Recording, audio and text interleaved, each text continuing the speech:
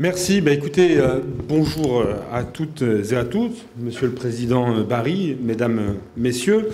D'abord, au nom du Président de région, Laurent Beauvais, que je représente aujourd'hui, je veux vous souhaiter évidemment la bienvenue pour ces 11e rencontres de la formation ouverte à distance.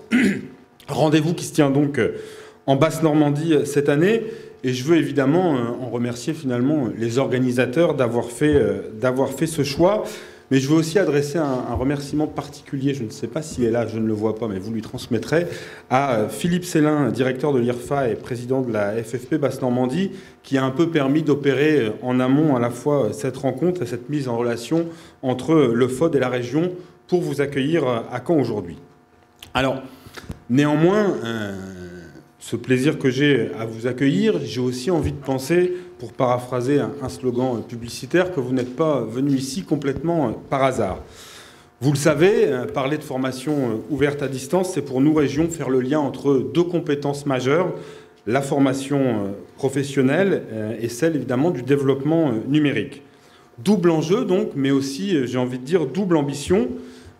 Celle d'abord d'élever le niveau de qualification, c'est une question fondamentale pour nous en Basse-Normandie, et le souci évidemment d'agir en direction des publics peut-être les plus éloignés de la formation. Ambition également en matière de développement numérique et de développement notamment des usages du numérique, là encore avec la volonté de ne laisser personne au bord de la route. Tout ceci, vous le savez évidemment, s'inscrit dans un contexte général, celui d'un monde qui évolue, où on va chercher l'information, où l'on consomme des services sur le web, et finalement un monde où la multimodalité est dans tous les aspects de notre vie quotidienne. Quelques chiffres, s'il en est besoin, pour se convaincre de cette évolution. Si aujourd'hui 85% des Français sont équipés d'un téléphone portable ou bénéficient d'une connexion Internet à leur domicile, ils étaient 5% il y a ne serait-ce que 15 ans. Cela appelle donc évidemment une dynamique de transformation dans tous les champs, j'ai envie de dire, mais dans ce qui nous concerne aujourd'hui, évidemment, dans le champ de la formation. Transformation pédagogique, vous le savez, vous en êtes les acteurs, transformation technologique, mais aussi, nous le savons, transformation organisationnelle. Alors, bien sûr, il ne s'agit pas de considérer que nous partons de rien, et chacun, je crois, est convaincu, en tout cas ici, qu'au regard des enjeux et de cette évolution, il faut finalement enclencher encore plus la dynamique et amplifier cette mobilisation. Ça suppose, de mon point de vue, d'abord d'être en capacité d'articuler entre eux les outils numériques, et nous le savons, dans la multimodalité, un parcours de formation s'analyse au regard d'une logique combinatoire qui est en constante évolution du fait des outils numériques. C'est pour répondre en tout cas à cette ambition que depuis près de 2 ans, je le disais tout à l'heure, on n'est peut-être pas ici par hasard, nous travaillons ici en région Basse-Normandie avec les têtes de réseau de la formation, les prescripteurs, mais aussi les services de l'État, à la construction d'un centre de ressources multimodal qui a pris la dénomination de Communautique et qui regroupe aujourd'hui 40 structures et 180 membres en Basse-Normandie. Alors, ce centre de ressources, pour vous en dire quelques mots, il a un double objectif.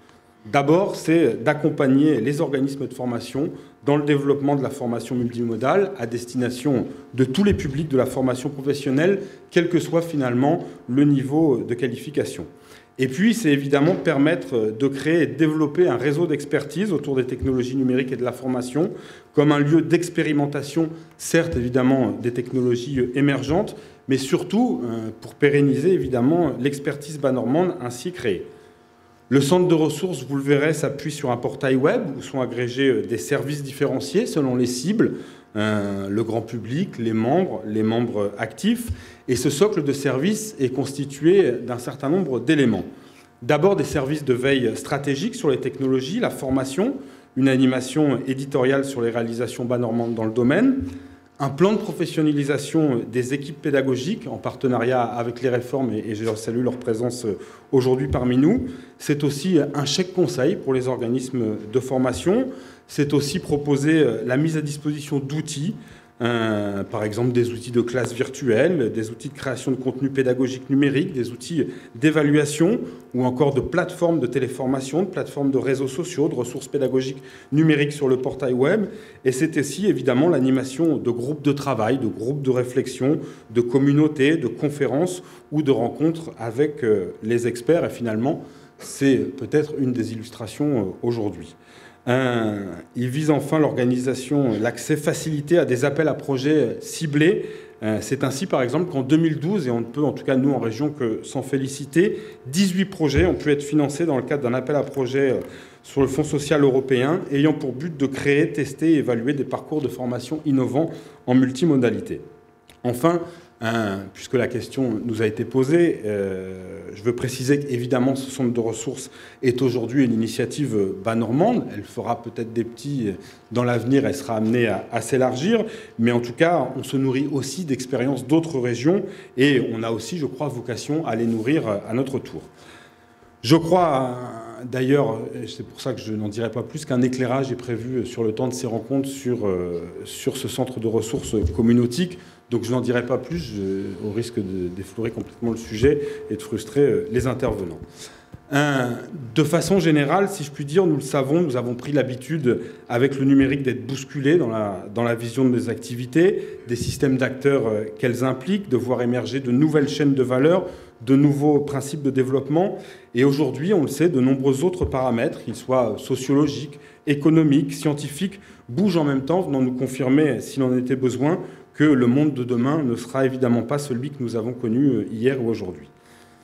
Il est donc, je crois, essentiel que des rencontres comme celle-ci puissent apporter leur contribution à l'identification de certains de ces changements, déjà en marche ou à venir, mais surtout d'y apporter évidemment un regard et une expertise et des échanges qui permettront évidemment de mettre demain tout cela en perspective. Et si je devais résumer finalement cette attente par une problématique, ce serait cette question: comment vit-on aujourd'hui en formation et de quoi demain pourrait-il être fait? Voilà en quelques mots ce que je souhaitais vous dire en ouverture. Je veux évidemment remercier par avance l'ensemble des intervenants qui ont accepté durant ces 3 jours de partager leur expérience, leur vision, leur expertise et finalement de nous en faire profiter. Je tiens également à saluer l'école de management et son directeur qui nous accueille gracieusement pendant ces 3 jours et c'est précieux. Saluer également Ingenium qui assure au fond de la salle toute la partie enregistrement de ces rencontres. Et puis, si vous me le permettez, au-delà du sujet qui nous rassemble aujourd'hui, et même si je sais que le programme dense finalement va vous laisser assez peu de temps pour flâner à Caen, j'espère aussi que vous aurez l'envie, pour ceux qui ne sont pas bas-normands, de revenir en Basse-Normandie pour profiter de ces richesses et de cette douceur de vivre. Je ne vous ai pas parlé du climat, mais je vous assure qu'il fait parfois très beau en Basse-Normandie.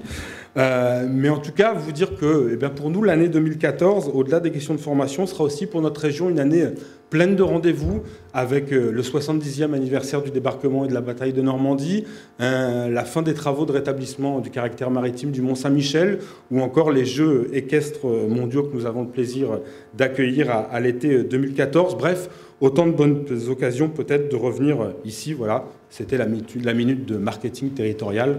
Je m'arrête là. Il me reste évidemment à vous souhaiter et à nous souhaiter de bonnes rencontres, de bons travaux. Pour ma part, j'aurai le plaisir de vous retrouver demain à l'occasion de la soirée de gala et de l'événement qui le précédera, qui s'appelle Carrefour des possibles. Je vous invite évidemment à y participer. Vous verrez, c'est l'occasion de découvrir des projets innovants, intéressants, qui sortent parfois des sentiers battus. Je voudrais associer évidemment à ce petit mot mon collègue Yannick Soubien, vice-président en charge de la formation, qui je crois participera également demain et que vous pourrez rencontrer à l'occasion de la soirée de gala. Voilà, en tout cas, encore une fois, bons travaux et puis, en tout cas, bonne journée à toutes et à tous.